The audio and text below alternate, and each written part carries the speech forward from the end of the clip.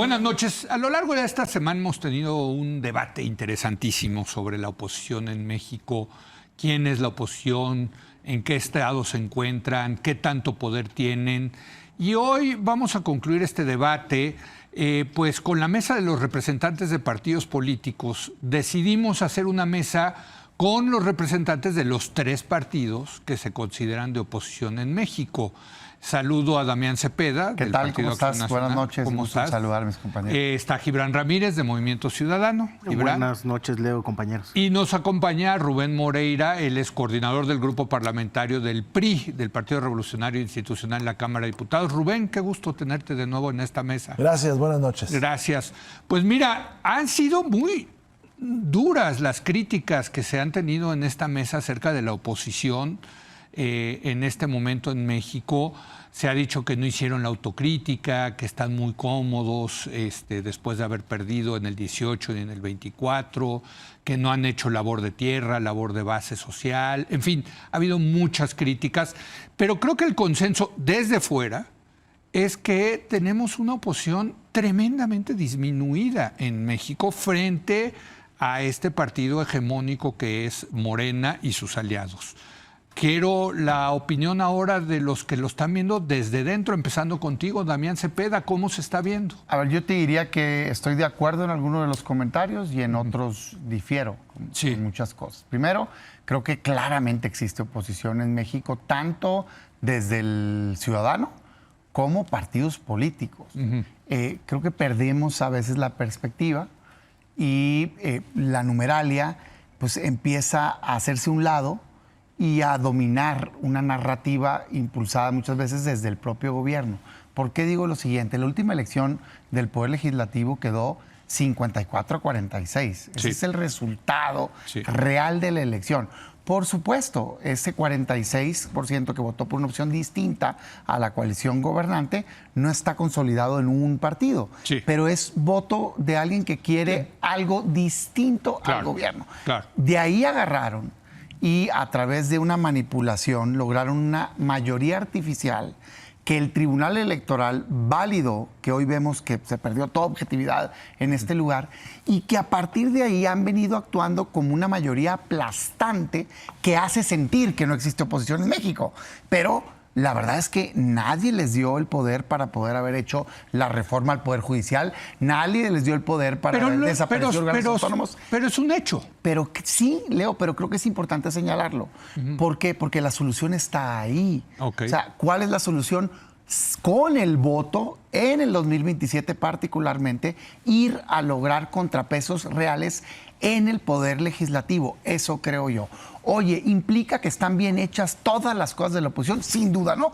Yo soy una de las voces más críticas al interior de mi propio partido. Respeto a los otros partidos. Creo que cada quien tiene que hacer su propio análisis. A mí me parece que si bien existe la oposición, tanto por ese voto porcentual como por la mitad de las capitales del país gobernadas por algún partido político de oposición, es que no es menor, pues, ¿no?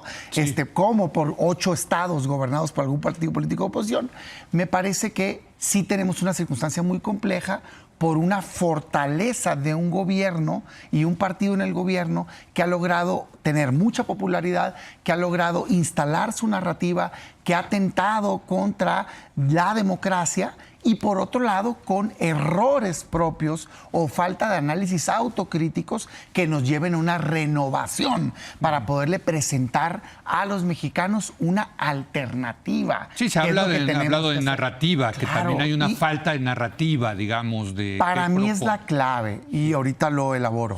No basta con decir que no. Yo desde el PAN digo, nosotros tenemos que articular un proyecto que le diga a los mexicanos cuál es el México mejor que nosotros ofrecemos y que podemos hacer posible. Rubén, ¿cómo lo están viendo desde el Partido Revolucionario Institucional? Digamos, una de las críticas es, pues este grupo que controla el partido, donde estás tú, pues se quedó con el partido después del 24, cuando debió de haber habido una renovación, digamos, del partido por los malos resultados. Pero, en fin, ¿cómo se ve eso? A ver, a lo que ha dicho Damián, yo voy a agregar algo, pero primero, todos los partidos tenemos que hacer reflexión en cualquier momento y en todo momento, revisar nuestras cosas, ver hacia adelante, confrontar ideas al interior y creo que eso se tiene que hacer siempre. La oposición no solamente está en los partidos, está en la población. Ya nos dijo unas cifras interesantes, Damián. Pero faltan dos elementos. Uno es la acción del Estado, del régimen que tenemos hoy, que está avanzando en disminuir libertades, en apropiarse del poder, no tiene pudor, porque su 54% lo tradujo en 75% de escaños. Y sin pudor alguno, sin saber que no tenía el respaldo de la población, pues deshizo el Poder Judicial, deshizo los órganos autónomos. Hay algo de cinismo o falta de pudor, porque lo hace todo esto sin el menor recato. No hay esa conciencia de que no cuenta con el país. Y la tercera, hay que también ponerlo sobre la mesa. Creo que todavía faltan condiciones objetivas y hasta subjetivas para que brote la oposición como lo es. Me encanta cuando se pone marxista. Sí. Gramsciano, mejor. Pero déjame te digo que sí falta eso. Sí. A ver, hay una ilusión monetaria en este país de que las cosas están bien. Sí. Producto de tres situaciones. La primera, se magnifica un aumento al salario mínimo, que en realidad fue para muy pocas personas, pero se magnifica en los medios y todo esto. La segunda, las remesas que venían creciendo. Y la tercera, los programas sociales. Totalmente. Entonces la gente dice, yo tengo dinero. Sí. Oye, ¿está el Poder Judicial en riesgo? Pues no lo sé exactamente, claro, pero yo estoy recibiendo dinero. En el momento en que empieza la crisis, van a ser otras las circunstancias. La oposición, pues tal vez nos falta hacer cosas, pero creo que sí hay propuesta, y creo que una parte de la propuesta es evitar la destrucción de lo que hoy está sucediendo, ¿no? No todo se tiene que cambiar por cambiarse. Sí. Yo pondría esos tres elementos, incluyendo el marxista. Sí, nos pusimos marxistas.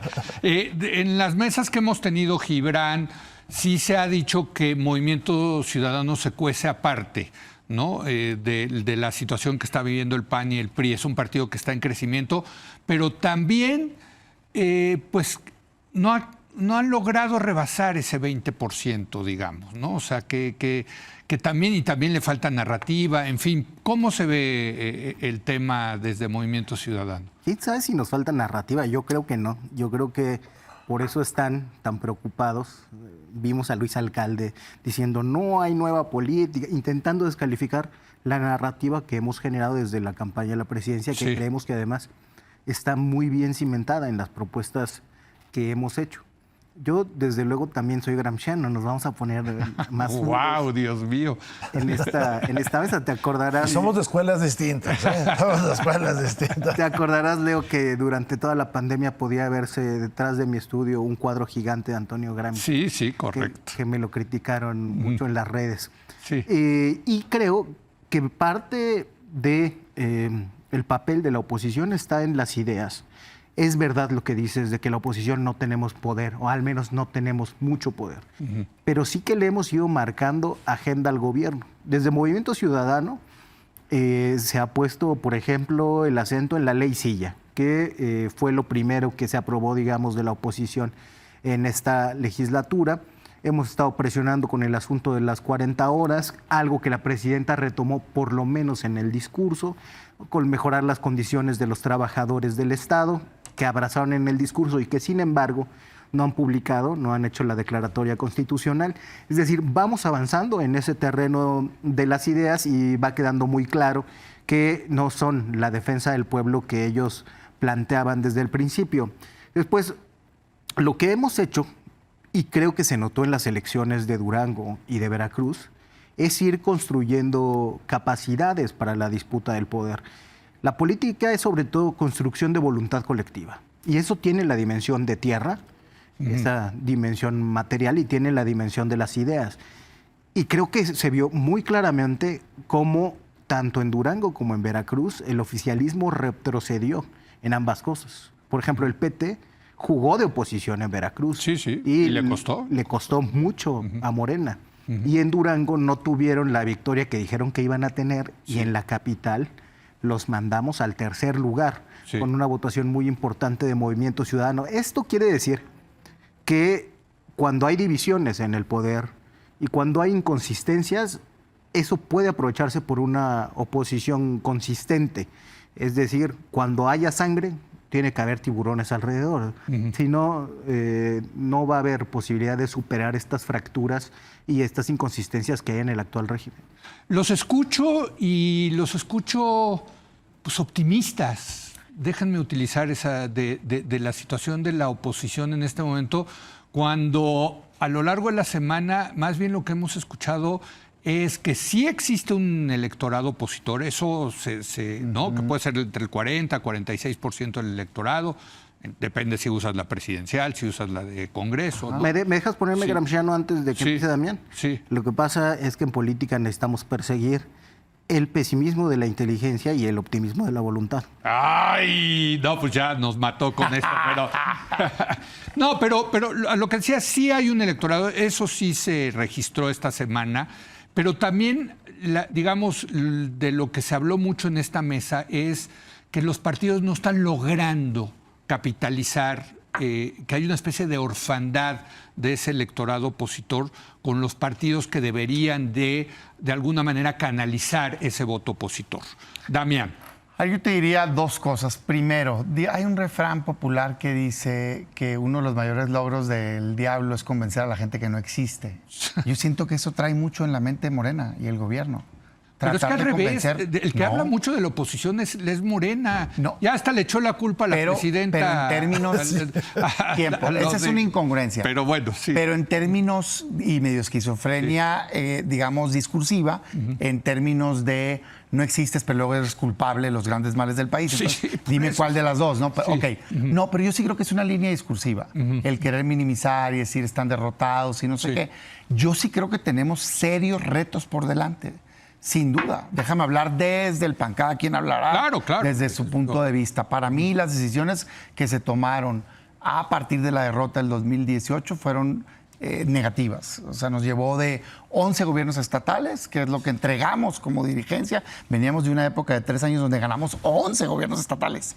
Y después pasamos a perder de 11 a 4. Entonces yo lo que digo es, a ver, ¿el PAN qué tendría que hacer en este momento? Y por cierto, el mismo grupo sigue al cargo del partido. Pues no, porque yo era dirigente que entregué y yo era la voz más crítica de por la eso, dirigencia pero luego, posterior. digamos, el grupo de Anaya agarró al partido. Yo creo que esa es una simplificación enorme. Porque, digamos, pero cuéntanos el chisme, es que pensábamos que eran del mismo grupo. Definitivamente yo era la voz más crítica de la dirigencia anterior. Pero sí se sientan a que platicar. creo que era...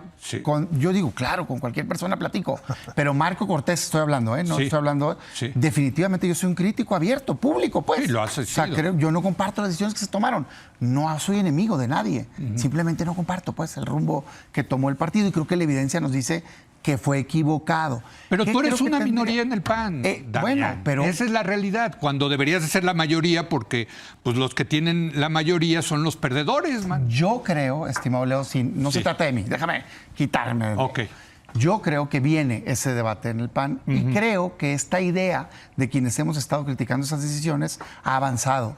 Y para mí no me sorprendería, de hecho creo que lo más probable es que cambie de rumbo unas decisiones del partido, pero vamos a ver, es un debate que tenemos que dar.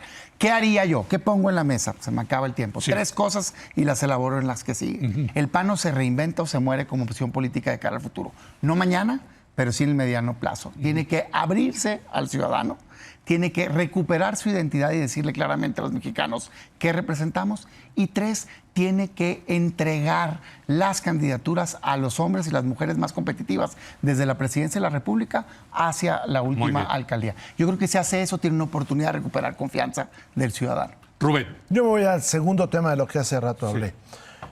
Resultaba que vivíamos en una democracia donde había pudor, donde respetábamos ciertas reglas, donde no nos excedíamos nadie en determinados límites.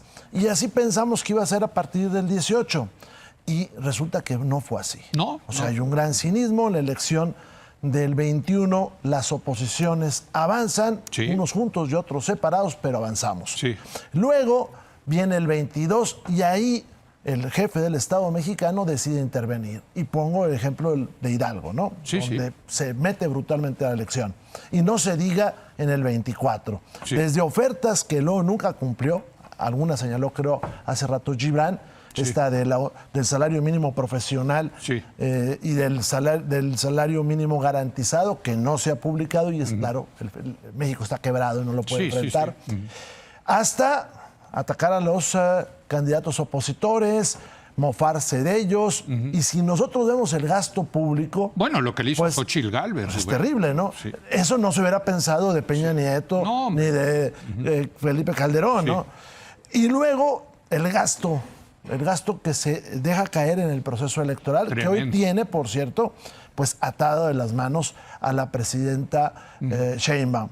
Yo soy aliancista, momentáneo, porque hoy tenemos que enfrentar a el poder, que se está recomponiendo. Hay signos claros que del día que fue la elección, ahora ya se recompuso la alianza Verde, PT, Morena, y que lo vamos a ver actuar la próxima semana. No soy de las alianzas totales, creo que se deben ser estratégicas, pero el primer punto es defender la democracia. Lo que pasó en Papantla, lo que pasa en Poza Rica, nos debe de alarmar a los otros partidos. O sea, ¿cómo es posible que tienen las sábanas, tienen las actas y resulta que aparecen otros datos? Nos debe de alarmar y debemos darle seguimiento a lo que vayan a hacer los órganos electorales. Entonces, yo tengo esa postura momentánea porque vamos a enfrentar un monstruo y tal vez si no lo paramos ahora, sea muy difícil en las próximas décadas hacerlo, porque no tienen pudor. Y lo vimos con la elección del Poder Judicial. Bueno. Los otros partidos hubieran reaccionado con alarma y hubieran dicho, esto salió mal, esto está mal, vamos a recomponer, a buscar legitimidad. Acá no, sencillamente le subieron al radio y le aceleraron al carro. Muy bien. Gibran, adelante. Sí, fíjate, después de las elecciones de 2006, que yo creo que fue un error del régimen de la transición, cómo se gestionó, todavía hubo un intento de recomponer en una reforma electoral 2007-2008. Eso es algo que no vemos actualmente. Y para evocar escándalos previos que me hacía pensar ahorita Rubén en eso, el Pemex Gate todavía le dio vergüenza a los priistas, pero lo que pasó con el fideicomiso del sismo de Morena, que se lo perdonó el tribunal, lo que no se ha investigado, y si se ha investigado no se ha hecho público, el financiamiento del huachicol fiscal en las campañas de 2021, o la cercanía que ha tenido Morena en Sinaloa con grupos de la delincuencia organizada que secuestraron a secretarios de organización del PRI y al secretario de organización del partido sinaloense. Todo eso por lo menos se intentaba disimular. Siempre hemos sabido que los gobiernos en Sinaloa pactan con el crimen organizado y que de alguna manera generan ahí una relación, ellos dicen estratégica para la gobernabilidad. Pero nunca se había hecho de esta manera y con este cinismo. Entonces creo que sí estamos en un momento crítico. Creo que para superar ese momento crítico sí tiene que venir un cambio generacional. Hemos visto en las encuestas de valores... En los partidos de oposición. En los partidos de oposición. Hemos visto en las encuestas de valores que la generación Z es mucho más conservadora moralmente que las generaciones antecesoras. Y quizá ese conservadurismo moral o esa cercanía con valores que otrora se consideraban tradicionales sea necesaria de abrazar también en la política. Y también, desde luego, no soltar la fuerza de las ideas que durante la transición a la democracia se abandonó por completo por la pragmática electoral. Ahora, por ejemplo, el Poder Legislativo está muy pobre de voces que den un debate de altura. Rubén destaca en la comisión permanente y los manda a leer. Ya mandó a Andy López Beltrán a consulta. Andrés Manuel López Beltrán. Andy, sí, ese. Lo mandó a consulta psicoanalítica al diván y además le especificó que fuera con un lacaniano, ya nos contará después es grancheando y lacaneando. La búsqueda del otro, es lo que le anda fallando. Sí, es más bien lector de la Clau, eso de Gramsci y Lacan me suena a que va por allá. Y en esto hay que tener paciencia, no pensamos que vaya a ser como el siglo XX panista, una brega de eternidad, pero sí creo que vamos avanzando en la lucha de lo local hacia el centro. Bueno, me queda una última ronda y sí quiero poner sobre la mesa otro tema que ha salido acá, que es la falta de liderazgo de la oposición. ¿no? Lo que durante muchos años con Calderón, luego con Peña, fue la figura de López Obrador. López Obrador era el líder de la oposición, que encarnaba cierto proyecto, cierta narrativa, en fin. Eso no existe, me parece, ahorita en la oposición, creo, lo pongo sobre la mesa. Y lo que muchos dijeron es, la oposición ya tiene que empezar a pensar en el 2030 y quién va a ser su candidato presidencial para irse posicionando como el líder opositor de la 4T. Fíjate, lo pongo sobre la mesa, Damián, ¿qué te parece? Es un gran debate. Yo difiero que va a llegar un Salvador a resolver los problemas. Creo que el ejemplo de López Obrador es un caso atípico. Se construyó a lo largo de 20 años, si no es que más. Sí, ¿no? sí. Y no lo tiene ni Morena. O sea, Morena no tiene a un López Obrador. Punto. O sea, sí es un personaje atípico en la historia. Yo lo que creo es que tiene que construirse una carretera de competencia libre. Yo creo en la competencia en todo, en términos económicos y en términos políticos. Pero abrir esa competencia primarias abiertas, completamente abiertas. Sí. En donde, por lo menos yo se lo propongo al PAN, pero si al final haces una final de finales, bueno, en donde compitan los perfiles. Es que todo el mundo se quiere ganar en la mesa, pues, ese tipo de cosas. No, gánatelo en la calle. Yo a eso me refiero cuando digo que el PAN se tiene que reinventar. Ese, de hecho, el tercer eje que digo, y debería aplicar para todas las gubernaturas que vienen. Nada de que quién conviene. Para las del 27. El que se las gane. Todas. Y las alcaldías. ¿Pero te van a hacer caso, Damián? Bueno, no es que me hagan caso a mí. Estoy empujando el debate y creo que sí está ganando al interior del PAN esta visión. Sí. Dos, me parece que tenemos que recuperar identidad, que es lo que decía yo ahorita.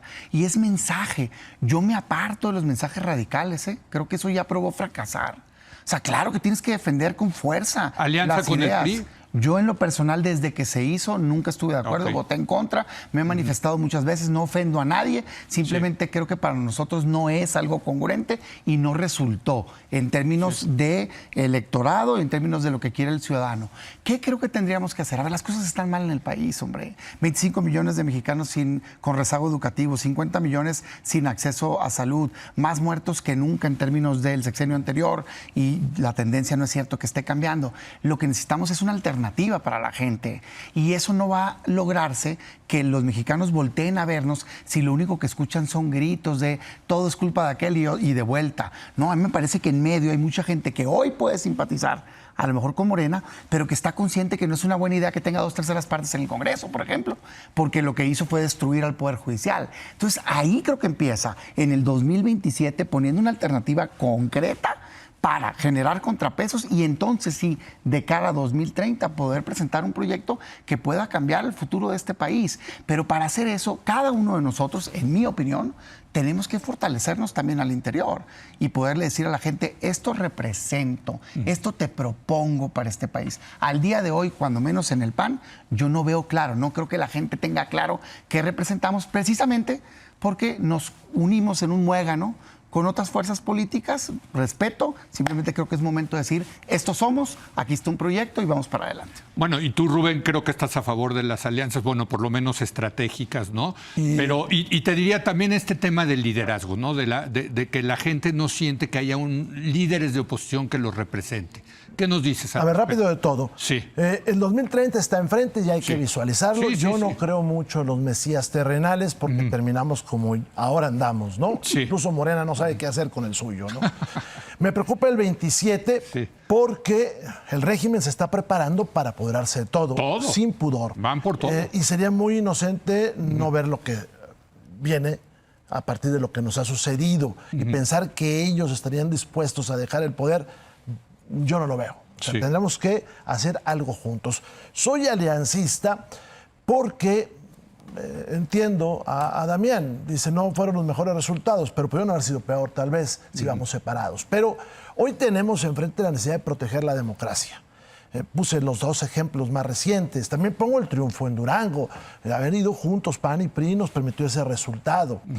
Pero tenemos que defender el 2027. El 2027 es importante porque si nosotros ganamos el Congreso, la Cámara de Diputados, varía el presupuesto. Cedillo se sienta a dialogar cuando pierde la Cámara Baja. 97. Y lo mismo le sucede a Calderón, bueno, a Fox, a Calderón, a Peña. Entonces tenemos oportunidad. Pero además en la Cámara de Diputados está la Auditoría Superior de la Federación. Y además en la Cámara de Diputados hay comisiones para vigilar seguridad. Yo no sé si sepas, pero tenemos creo que 4 años sin que funcione la Comisión Bicameral de Seguridad Nacional. La más importante no ha funcionado. Y de ahí para abajo. Entonces tenemos que ver el 27 enfrente de nosotros. Los partidos tendremos que hacer nuestro ejercicio. Sería muy soberbio decir que todo marcha bien. Pero también hay que decir que el régimen ha atacado todo tipo de liderazgos. Hay creo que 40 líderes de opinión, comentaristas que desaparecieron de los medios y que, por ejemplo, el Canal 11 desapareció su mejor programa. Entonces, el régimen está tratando de destruir todo. Milenio nada más perdió como 23, ¿no? A lo largo del... Sí, están apretando. Sí. Y eso también lo hacen con los dirigentes de los partidos. ¿Cuándo hemos visto que el jefe del Estado mexicano arremetiera contra los presidentes de los partidos? Creo que ayer fue contra Jorge. Pues eso no lo habíamos visto. Entonces, eso delata la intención de no irse. No, quieren destruir a la oposición. Y nosotros tenemos que ver la forma más inteligente de enfrentarlo. Y lo primero es dialogar entre nosotros y luego decidir los rumbos que además le tocan a las dirigencias. Eso es que, claro. Por cierto, podrían cambiar la Constitución para... Hay una idea propuesta por López Obrador de quitar los plurinominales. Sí, claro. Lo cual eso haría que tuvieran... El 80%. El 80% de la Cámara o más. de Diputados. O sea, y si te apuras a desaparecer las entidades federativas, ¿eh? No, a ver, ve el federalismo del siglo XIX y el que hoy tenemos. Sí, bueno, por eso. O sea, pueden venir todavía cambios a las reglas que concentren aún más el poder y la pregunta es qué va a hacer la oposición, pero bueno, te toca ya rematar este debate, Gibran. Bueno, ahí la gran inspiración del obradorismo es el echeverrismo y probablemente las partes más feas del echeverrismo, ¿no? De la unanimidad política, si bien tuvo prácticas de cooptación con las juventudes de entonces, las juventudes del 68. Y esa ambición de control, digamos, en un contexto como el que hay ahora de un Estado debilitado, lo único en lo que ha derivado ha sido en dureza con las oposiciones e incapacidad de gobernar. Entonces, también por ahí creo que nosotros tendríamos que partir de un diagnóstico, no solamente repensar a la oposición, sino el programa político que debe impulsarse. No es regresar a la transición, a la democracia y su régimen, porque eso nos trajo hasta donde estamos ahora. Tenemos que repensar el pasado reciente y plantear un horizonte de futuro nuevo. Yo creo que estamos construyéndolo en Movimiento Ciudadano. Creo que, la verdad, yo nunca había estado en un partido que construyera vida orgánica discutiendo ideas con internos y con externos. Creo que eso ha tenido muy buenos resultados en las reformas que hemos propuesto. Creo que eso es lo que nos ha traído a ser la única fuerza de oposición en franco crecimiento, en ser la segunda fuerza política del país, sí todavía muy por detrás de Morena, pero creciendo. Y según lo que ha publicado el Pew Research Center, aunque no quiera Damián Cepeda... pues no son la segunda fuerza del país, tenemos, pero está bien. Pues. Tenemos. Sí, pero... Yo respeto su tiempo. Hay que ver, que mi cara diga lo que piensa. Hay que ver lo que dice el Pew y el resultado, el número de votos de estas elecciones que pasaron. Ahí, sencillito. Damián se lo sacaría con el convenio de coalición de Durango, como ahorita le hizo caras también a Rubén. No. Y bueno, tienes? Además de eso, no, estamos hablando de la fuerza social que tenemos. En la última elección nacional, ¿cuánto? Bueno, juntémonos todos, hombre, y saquemos del poder a Morena. Juntémonos todos y saquemos del poder a Morena.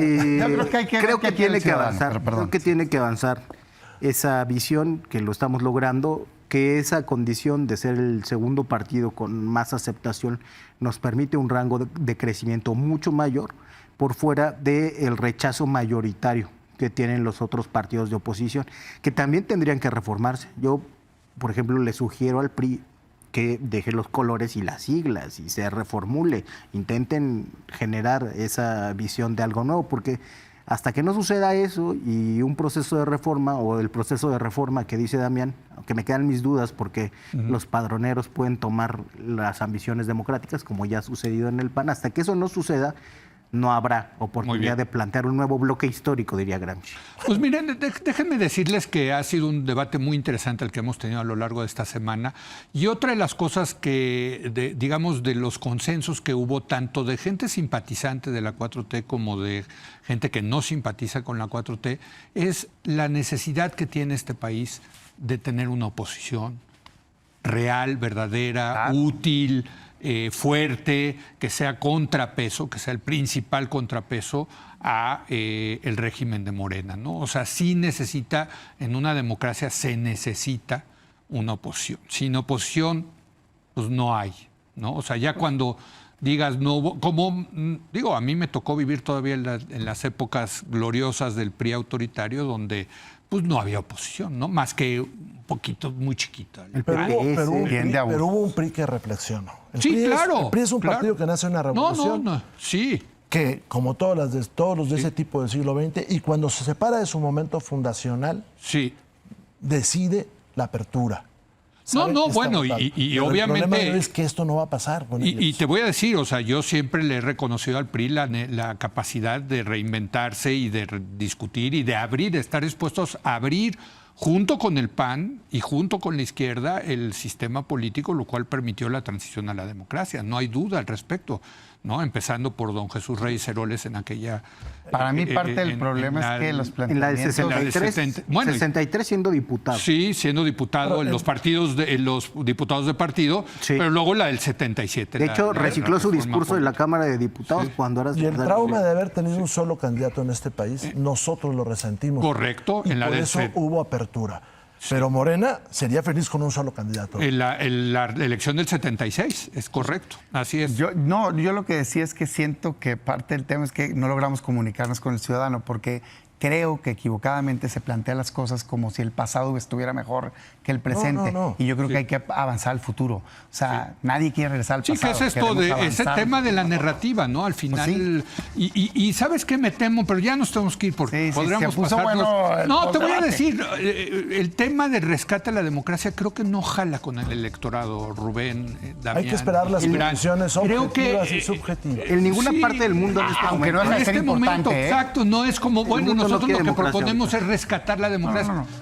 Pues eso no. Pero es muy importante por lo que le están haciendo ahorita a ellos. Sí. Pero mañana es a otro. Sí, bueno, y lo que le están haciendo a los demócratas en Estados Unidos, ¿no? O sea, por ejemplo. Pero bueno, muchas gracias por venir, hombre, muy gracias. interesante el tema. Gracias, Gibran, gracias, Damián, y gracias por venir en esta ocasión a Rubén. Yo soy Gracias. suplente aquí de ellos.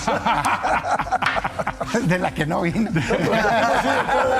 No, pero quisimos tener una mesa de oposición Claro, hablando de la oposición, ¿no? Pero Estamos bueno, creo que valía la pena. Ha sido un tema de verdad muy, muy interesante. Gracias y vamos a una pausa y regresamos con Tonatiuh Guillén.